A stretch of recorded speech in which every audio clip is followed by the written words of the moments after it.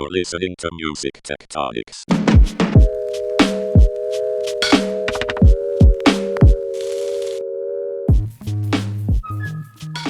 Welcome back to Music Tectonics, where we go beneath the surface of music and tech. I'm your host, Dmitri.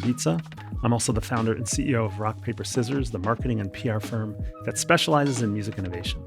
This week, we're kicking off 2026 with our opening keynote from last year's Music Tectonics conference, titled Optimization is Not Enough. Are You Ready for Streaming's Reckoning?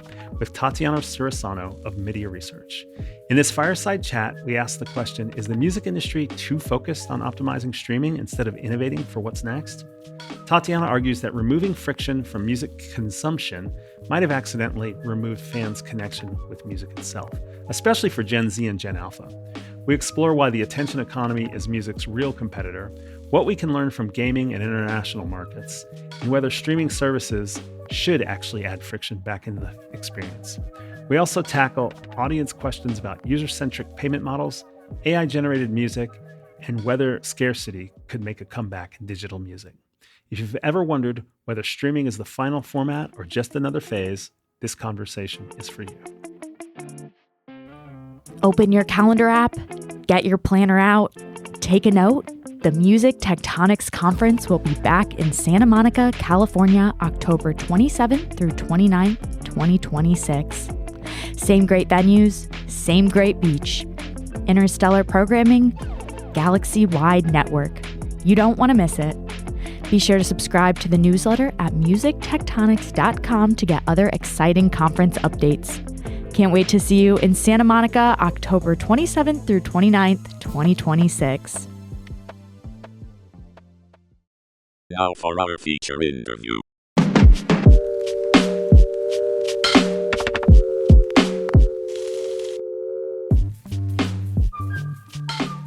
So now I'm going to take a seat here. It's time for our opening fireside chat. Optimization is not enough. So one of the things that those of you who've been to Tectonics before or listened to the Tectonics podcast know that we're focused on the seismic shifts. There's all these things that are happening in music and entertainment and tech and society that are just beneath the surface. And that's the stuff that we're trying to explore. We're not looking at solving all the problems of today, but we're kind of looking out 3 years, 5 years, and learning from many of you who are the innovators, who are inventing what the future of music and entertainment and media is going to look like. And one of the seismic shifts that we all probably witnessed was how streaming saved the music industry. You know, we've all heard it. We've retold it when you're telling your parents about what you do in the music industry. Like, well, first there was physical product, and then that went away, and then there were downloads, but that didn't quite work. But then this company called Spotify came along, and they finally got the first money back into where people were willing to pay for what they thought was free. And so streaming saved the industry. And then we also hear all the criticisms from artists and how the payouts work and all the complexity of all that kind of stuff as well. But have we kind of taken it all for granted? Like, has streaming fixed everything, right? There's like revenue coming back into the music industry. Is this the music format to survive them all? Can we stop saying what's next after streaming? I mean, isn't everything great? Oh, hey, vinyl, thanks for coming. Thanks for sticking around, we appreciate it. Oh, what's up, cassette? It's been a while. I'm glad you're doing well. Glad you could be here as well. You know, so there's like all this shift in formats. And before we dive into these 3 days talking about new creator tools, artificial intelligence, new revenue opportunities and methods, let's take stock. And let's prepare for late-stage streaming. Late-stage streaming, that's what I meant to say. And to do that, who's better to help us with the breakdown section but MIDiA Research's VP of Music Strategy, Tatiana Cirisano. Come on up, Tatiana. Let's hear it for Tatiana. Thanks, Dmitri. Good to be here. Hi, everyone. Thanks so much for joining us. If you don't know Tatiana, she identifies the risks and opportunities in the rapidly changing music market for leading global entertainment and tech companies. Prior to that, she began her career as a music business reporter, primarily at Billboard, where she penned award-winning features on industry developments as well as cover stories on artists like Tame Impala, Alicia Keys, and Travis Scott. Her key focus areas in her research include music consumer behavior, emerging technologies, and fandom. Last year, how many of you were at Tectonics last year? Show of hands. So you saw Tatiana speak here along with her colleague, Mark Mulligan, in a presidential-style debate, back when presidential-style debates mattered. Mark represented a guy named Listen, the lean-back music fan. When Tatiana played the winning role of Play, the fan is creator who wanted to speed up every song she heard and who leapfrogged the music industry and became a star among friends, recording hilarious new songs on her phone and posting them on TikTok. Anyway, that's how I'm describing it. But it was a fun debate to talk about this kind of like, are people just listening or are people playing music? How is that shifting things? So this is kind of an interesting follow-up to that. Welcome back to Music Tectonics. Thanks. It's so good to be here. I can't believe that it's already been a year. I know. It's kind of crazy. Time flies when... Like, are we sure? Maybe not. But, I was just saying it's so cool to having spoken at Tectonics for a couple years now. It serves for me as such a marker of where we're at in the industry, because every year I'm like, oh my God, it's been a year again. Here's what's changed. Here's what's coming. And I feel like it's that way for a lot of people too. So yeah, great job. Yeah, thank you. No, it's like we're cousin organizations or something where we're kind of like feeding this conversation. So as I said, streaming as a revenue source is doing better than ever. We've kind of finally come to some sort of income stability. Why should we take stock of where things are with streaming now? Yeah, so I think that while there's no end to the sort of micro level fractures that are emerging, which, you just mentioned a bunch in your intro, and I've spoken about a bunch of them, over the years at Tectonics, I do think that on a macro level, streaming is doing pretty well, right? Streaming economics have matured and stabilized, and I think perhaps most importantly, on a macro level, the average consumer, I think, is pretty satisfied. And before you're like, oh my God, what? Didn't you just last year argue that streaming is not good for the current, what people want today? I think that while there's so much innovation to be had and there are so many things that, we can do to make the streaming experience more playful, more engaging, I think that, for the average person, it's a pretty amazing consumer proposition that they can, listen to all this music in the world anytime they want for a pretty low price. And the problems that are emerging in the industry are they're more pressing industry problems than they are consumer problems. Things like fragmentation and, the attention economy and all this stuff. It keeps us up at night. It doesn't keep consumers up at night, even though they do maybe want to have, better curation and things like that. It's not as big a problem. So on the whole, things are looking pretty good. So you ask, why should we step back? And I think being in this place of, things are good, maybe too good, the risk is of sort of sitting on your laurels and sort of, letting things, just focusing on optimization predominantly, which I think is what I see in the industry around me today, at least in terms of the major DSPs and the major rights holders. There's a lot of focus on optimizing the current model. Things like price increases and, trying to get people off family plans or trying to get people off, free plans and things like that. And all of that is important for the near-term future. But what about after that? And I think about, you mentioned CDs, and back when in the late 90s and kind of right before Napster emerged, CDs were the dominant format. And the way that we were, I guess, growing as an industry was predominantly through price increases. So it's sound familiar? And then something came and sort of changed everything in a way that we wouldn't have expected. So, but it's not just that, and I'll stop rambling in a minute. It's not just that we need to keep innovating because there's always something next. I think it's also that we need to be thinking about the next generation and the generation after that, because we need, as an industry, Gen Z, and then after them, Gen Alpha, to subscribe to streaming as much, if not more, than millennials did, who are currently, streaming stronghold. But will they? That's a question that keeps me up at night, because when I think about what it's like to grow up in the world as it is today versus what it was like when, I was part of that transition from CDs to streaming. And I remember just being amazed by, oh my God, we can listen to anything we want and I don't have to have space on my iPod anymore and all this stuff.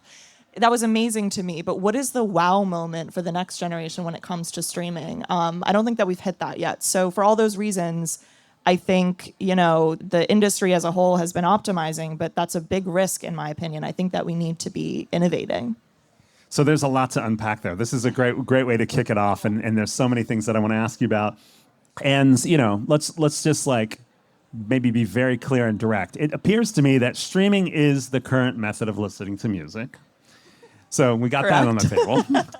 But listening to music on your phone changes fan behavior. Yeah. It's a different experience than what people did with vinyl CDs and even with downloads. And then there's still some holdouts on downloads too, which is interesting. They want a specific library. There's still a crate digging collection component. There's still a relationship to the artist that feels different than paying a subscription. There's all that. But how, I guess, before we dig into all of it, how has this overarching streaming service interface and experience changed the way we listen to music? I'm curious about that. Yeah, I mean, there's, again, a lot to unpack. I think that looking back over the history of formats in music, it's with every evolution, a layer of friction was removed, right? When we went from vinyl to CDs, it was like, you can now carry this with you. You can put it on your Walkman. You don't have to vinyl wasn't something you could port around, but you still are limited by what you can carry. And then, the iPod came around, and what was their slogan? It was like 1,000 songs in your pocket, which is hilarious now.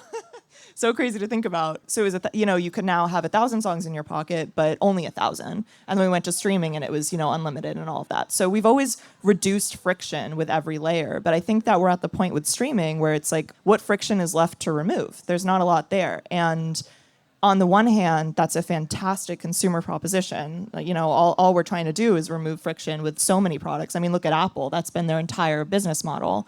But there is also something that I think friction adds to the experience. Like you talk about, digging through vinyl stacks and finding a hidden gem, or, waiting in line for the CD drop or whatever it is. There's a bit of friction, and then there's a reward that comes with it.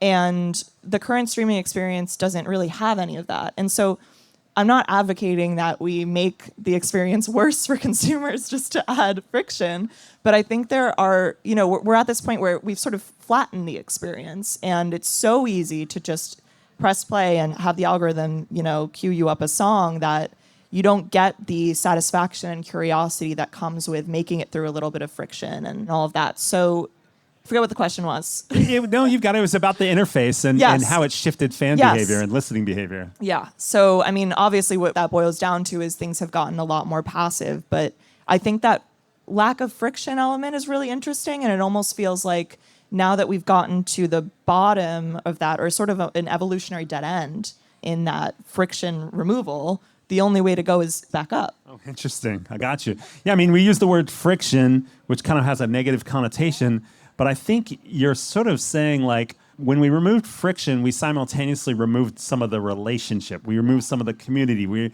removed some of the work it takes to say, this is who I am, this is what I listen to, this is what I like, this is what I found, this is what I want to share with you, because everybody kind of had this equal experience in a way. Like, it didn't matter how much work you put into it, you still got served up something from the algorithm in a way. I'm curious, are there things that are happening outside of music that could disrupt that are giving you the hints of that? You talked about how Gen Z and Gen Alpha maybe aren't going to be future subscribers to streaming services as they are. Are they engaging with media differently? And are there implications for what the future of music listening could look like? Yeah. So, I mean, again, to sort of compare and contrast with past disruptions in the industry, I think in the past, a new format disruption, it's always come from within the industry, right? It's always been the call coming from inside the house. It's been, a new way of listening to music coming to disrupt the old way. And I think that you asked at the beginning, is streaming the final format? And I don't know the answer to that. I have to think no, because there's always something else. But I think even before something else comes around, the even bigger sort of threat is coming from outside of the industry. It's that people don't have any extra time left in their days, and all types of entertainment now are competing with each other. And we see this in our consumer surveys and on our data at MIDiA. We've been tracking, it is user reported, so you have to kind of take it with a grain of salt, but what people tell us, how many hours they're spending per week on all these different entertainment types. And what we find is that although music streaming continues to grow in time spent, other formats are going faster and are taking up more time, such as social video, which, by the way, social media didn't always compete with music streaming, because you used to be able to listen to music while you were scrolling through Instagram. But now that it's often a sound-on experience, you can't. So I think that the way that I would kind of like boil that down is it's music's sort of strength in the attention economy and sort of like the first phase of it was being backgroundable. It was a good thing that music was something you could do while doing other things because it sort of insulated music streaming from competition from these other formats. But now we're at the point where it's really the immersive things that require your full eyes and ears that are taking up the most attention at the expense of music streaming. So if we don't get music out of the background, we're just going to keep losing share of time to these other formats. Or, I mean, maybe at a certain point it will reach an equilibrium, but I think that that's the biggest threat, is not even something from inside the music industry. It's that people's attention is going elsewhere. And that as a consequence of the passivity and all of that, I worry that the next generation isn't connecting music to their identities the way that I did, the way that millennials did, and, everyone before that. And sorry if this sounds very, doom and gloom. I hope that this conversation, and I know that it will, take a more uplifting note, but I think this is the reason that I, feel so strongly about this stuff. It is a big risk. I've just in the past 24 hours, I've already heard of some brand new streaming services that are trying to solve some of the things. So I don't think it's doom and gloom. I think it's taken a couple of years where I think we're getting into that optimization position that you're talking about.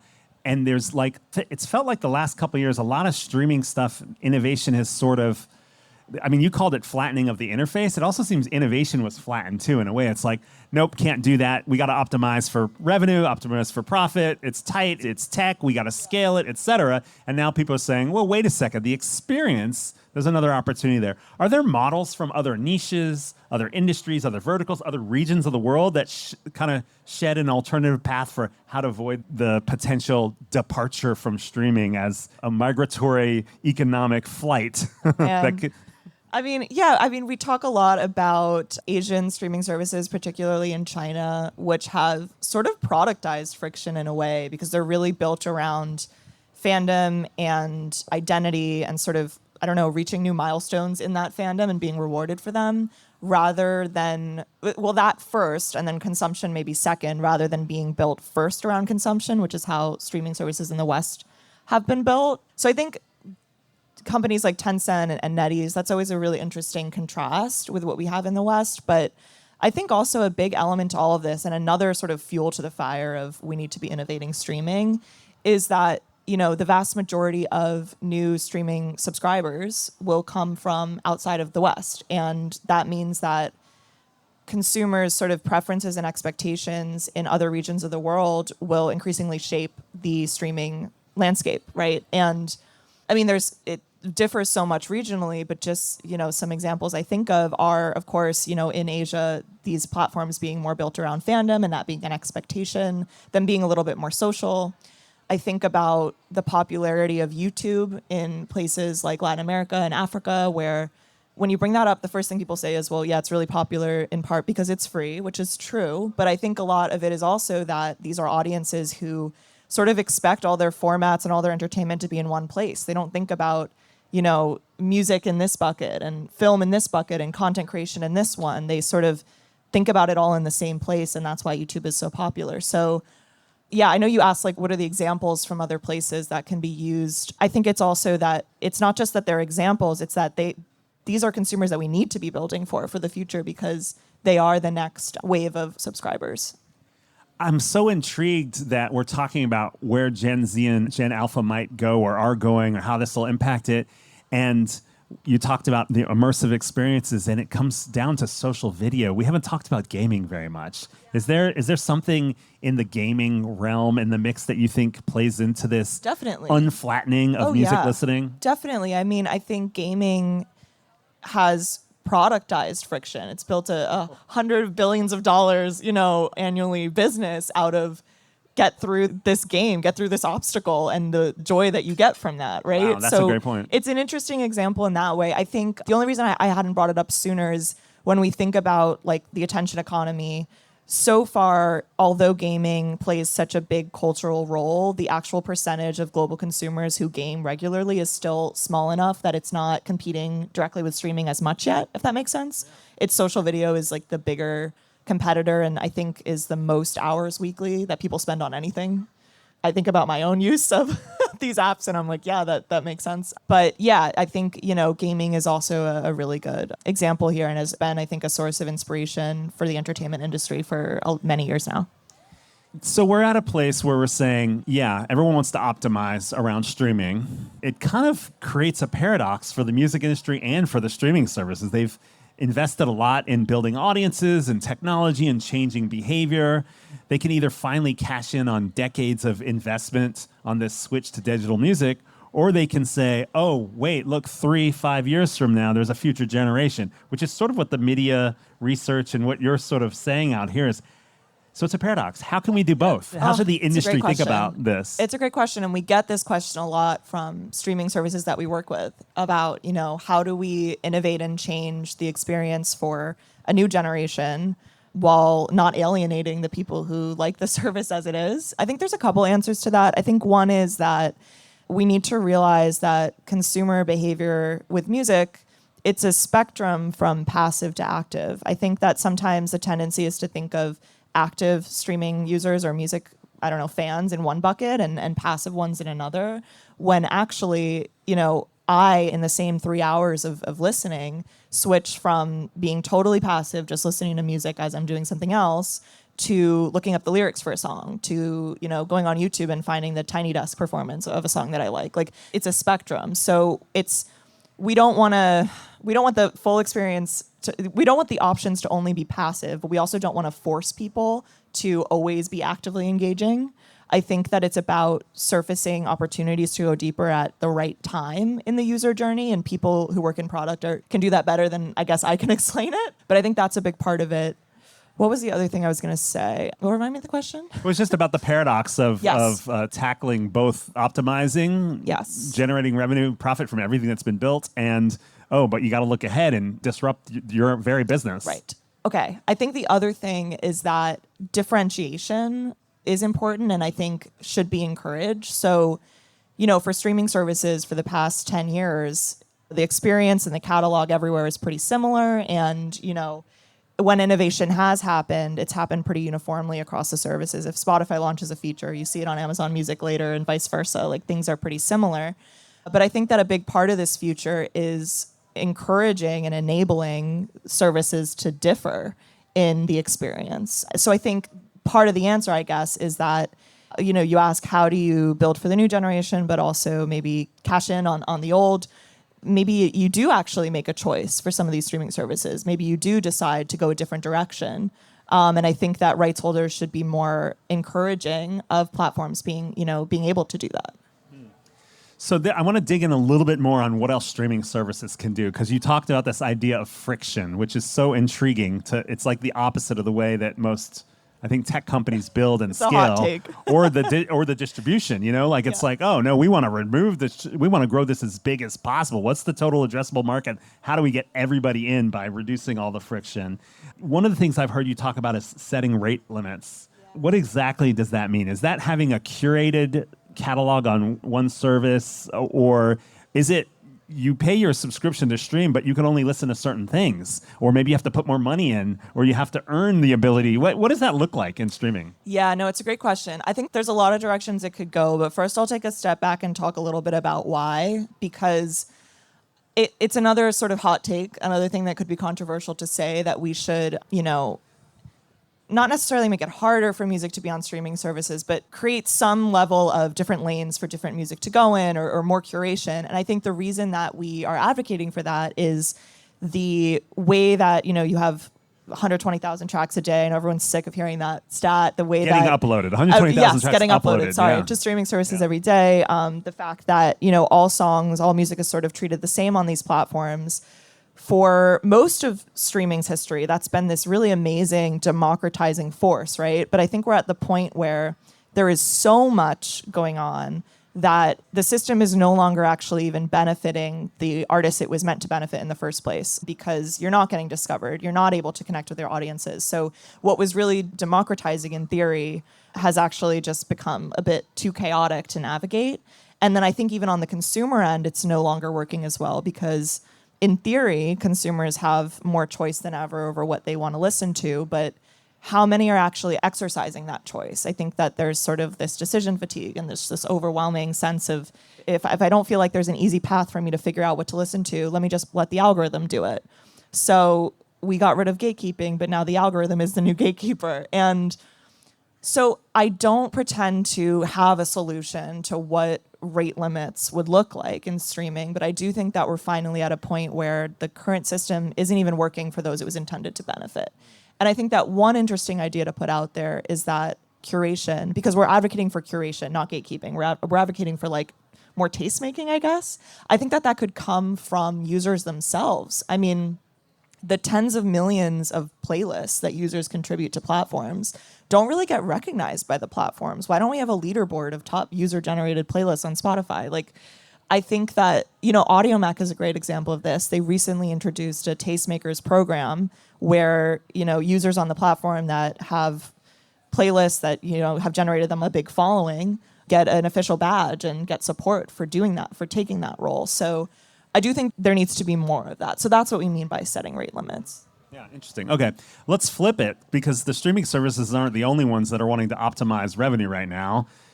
What about record labels, publishers, managers, artists? How does this impact their strategies right now? And is there something else they should be doing?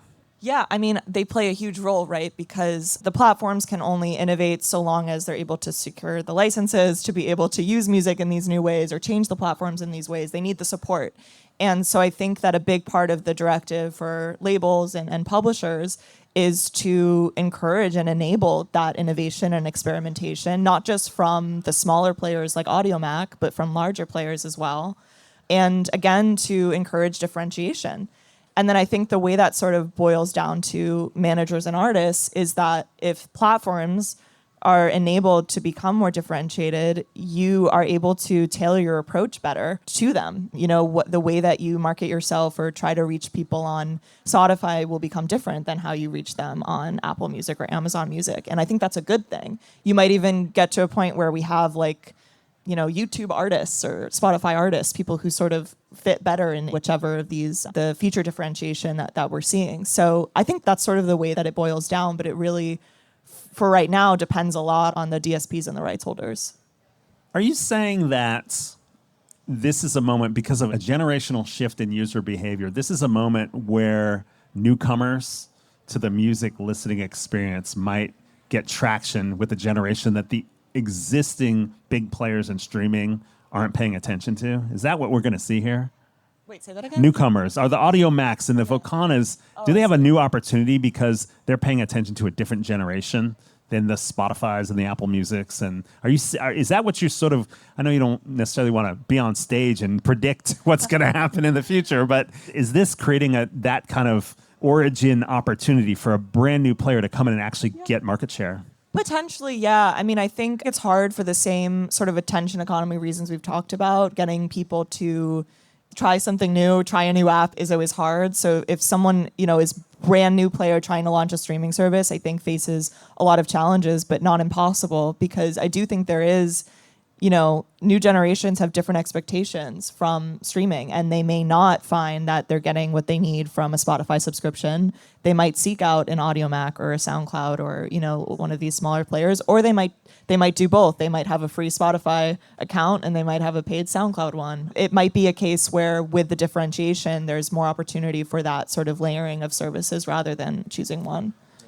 But yeah. Yeah. All right. So we've talked about it. It seems like everybody's optimizing around the current model of streaming because they've invested so much in it. But if they're not looking towards what future generations or emerging generations are going to do with their credit cards and their wallets, they might miss an opportunity. Something's happening culturally with music in a sense that other generations have had their identity tied to music. More and more people are spending time watching social video, doing gaming, watching Netflix, Hulu, Amazon Prime, etc. Their identities, their youthful identities are no longer hooked to music the way they were before because there's not as much friction. And we put it out there. Did we leave anything out? Because we have time for questions too. Did we leave anything out? I don't know. Maybe we'll see if people ask questions. You tell me. What did I leave out? Dmitri, is this year 5? 7. 7, Jesus We've had Christ. 5. We've had 5 in person. We had 2 online during a certain seismic shift known as the pandemic. Lucky number 7. Yeah, let's go. Congratulations. Thank you. And how many people have been here for 7 years? 5 years? 6 years? All right, I've been to everyone. Thank you for putting this together. Thanks, Fabian. My question is, Post-streaming, what platforms are you seeing out there? You mentioned AudioMac, I'll check that out, but what other platforms are you seeing that's allowing for a higher level of engagement in streaming, interactivity, immersive experiences? What's after Apple, Amazon, Deezer, Tidal, Spotify? Yeah, I mean, we haven't talked about something that I spent a lot of time talking about last year, which is audio modification. And I think that that is something that a new generation that has grown up sort of expecting to be able to participate in the entertainment they're fans of will maybe expect the ability to use, especially with, generative AI and growing up in this world. So That's the first time we mentioned AI know. yet today. We should get like a medal for that. Thank you. Right? Like, I'm sure It will get mentioned somebody's got a tomorrow. question. That was somebody's question: is how does AI fit in? But yeah, there's a number of really interesting startups, I think, in that space. Hook is one of them. There's many others whose names are escaping me right now. But I think when you think about, what a new music listening interface could look like, I wonder if it will be, here's your favorite songs and here's the ability to change them and share those changes with others. I think that that's something that fits really well in line with the direction that we've seen consumer behavior going, not just in the last year, but in the last 10 years. There's this really interesting ad that I like to bring up that was an ad for Apple back in the day. And it was basically, it's funny, they probably would like to strike this down from the internet now, but they were sort of encouraging people to burn CDs. And it was like this stage where there were all these different artists up there. It was like Missy Elliott was up there and like all these other artists. And it was someone sitting in the audience and they were saying, oh yeah, Missy, I want you to go first. And then I want you to go here. And it was showing how you could remix the songs, or not remix the songs, but remix the order. Yeah, like a playlist.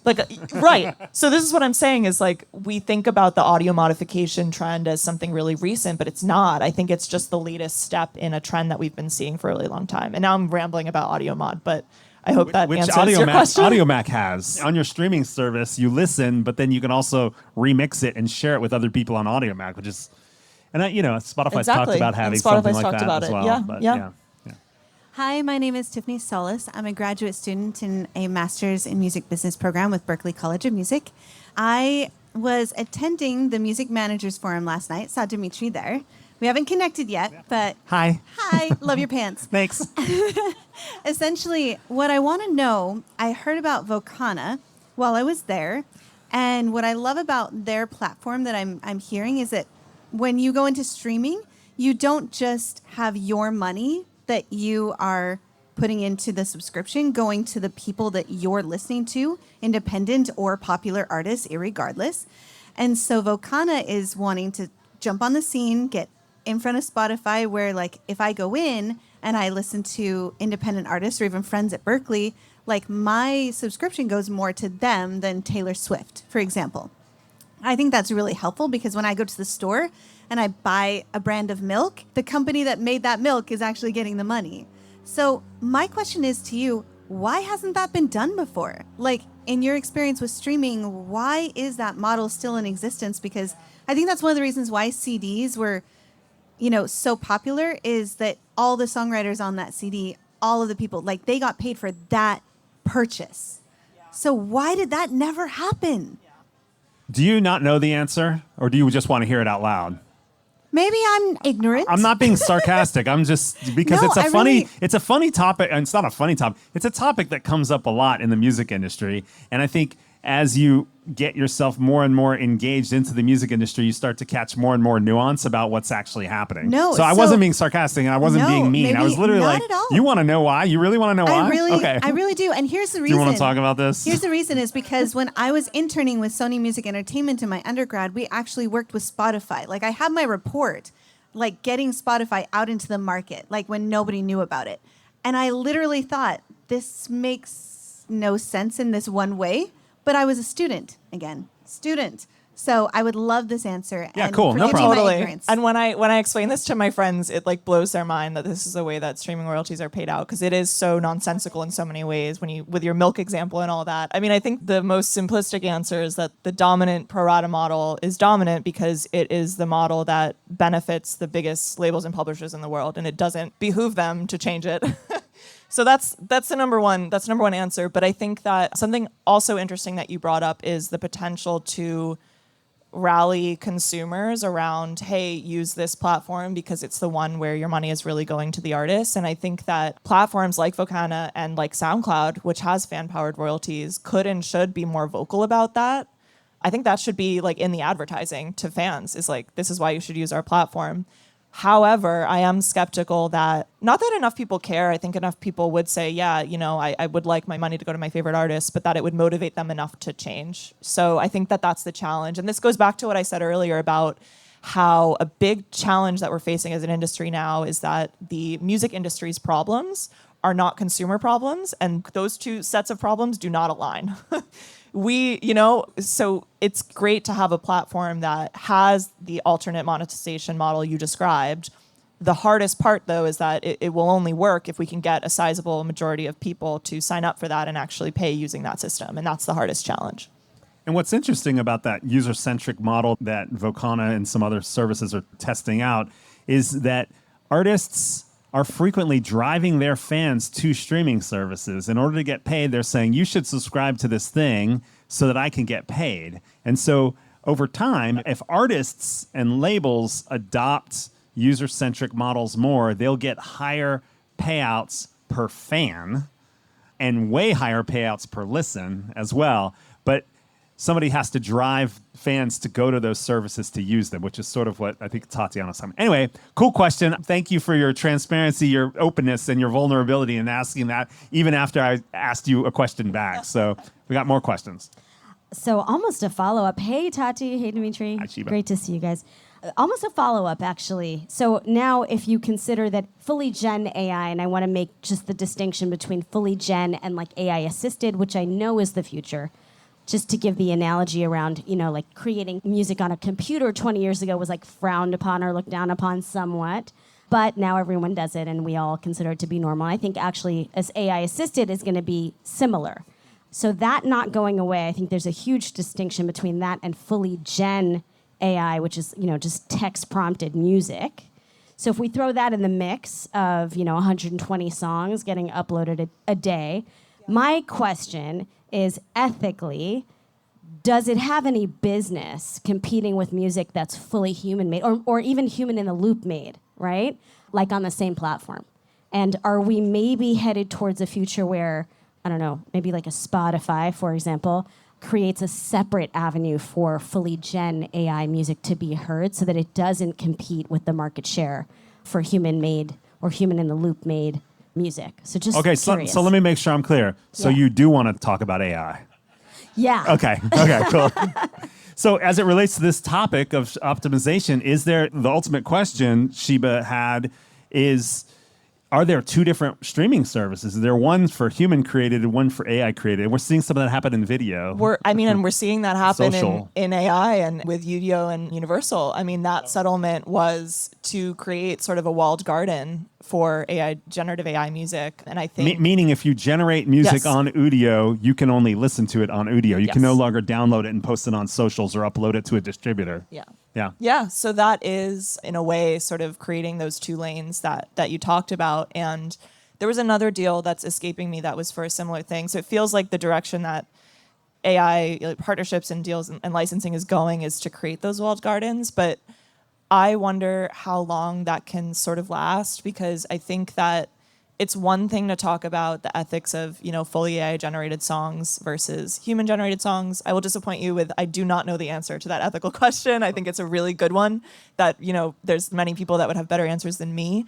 But what I do think about a lot is how it's not going to be that, I think that we're very quickly going to get past the point of it being a clear distinction. I think that AI is no longer, Water and Music had a really good article about this recently where it's like you can no longer put AI music tools as a category because AI is just a function that is layered through everything now.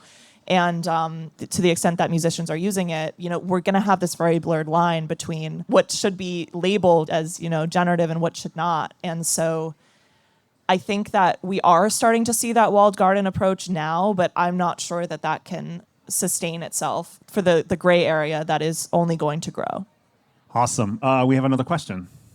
Hello there, Graham Harrison here. Hello there. Hey. How about a service like Marine Snow that gives microloans to artists in return for exclusive use for 90 days and creates an environment where you can come and see the new hip stuff before it ends up going onto other streaming services.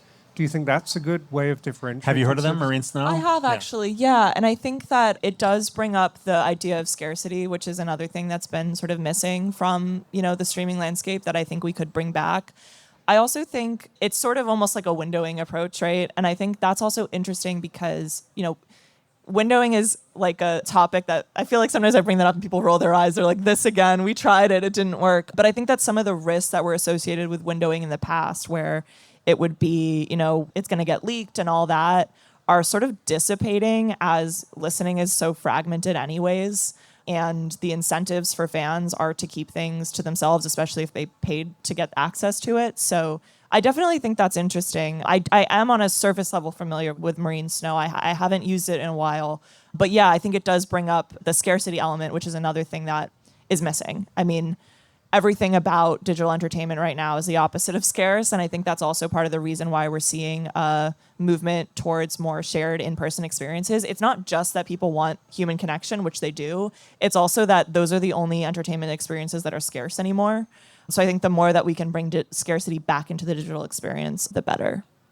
It's interesting when you talk about windowing. If you look at television and film on video streaming, it's the thing, There's always exclusives on different services, and yet in music, it just didn't evolve that way. So, one more question. Derek Hoy, I'm from Seattle. Good to see you guys. With the attention economy, Tatiana, you were talking about music is competing with all forms of media now.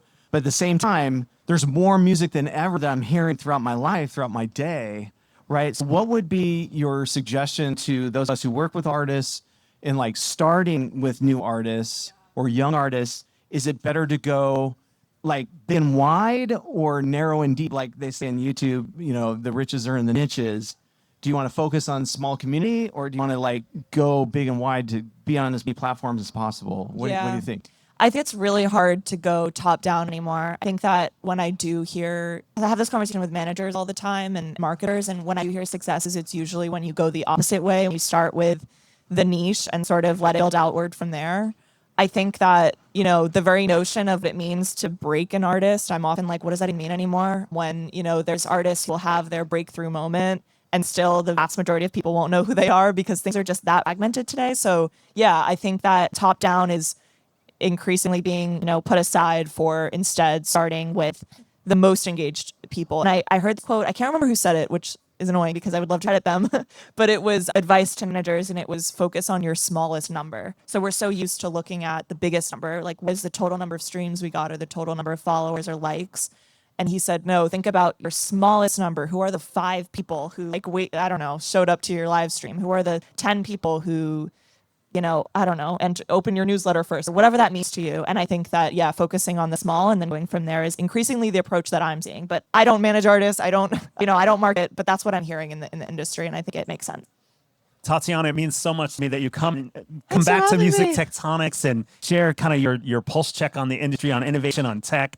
Is anything you're excited about this week? What do you come to Music Tectonics for? I mean, I'm excited to check out all the startups that you've got. I'm excited to not be in cold New York. I'm excited to connect with all of you. If anyone has questions that we didn't answer, I'm happy to chat after this. And yeah, great. Also next year. MIDiA Research has a great blog you can follow, find out about the research they do. Thank you, Tatiana. Thank you so much for being here. Let's hear for Tatiana Cirisano, MIDiA Research. Appreciate it.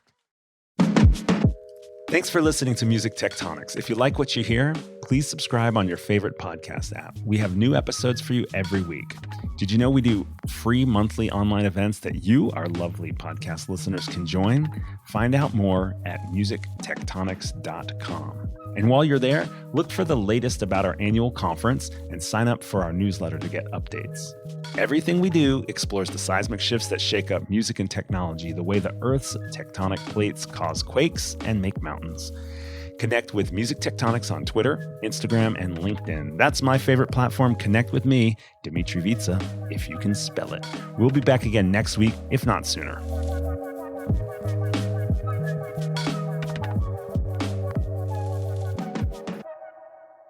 You're listening to Music Tectonics.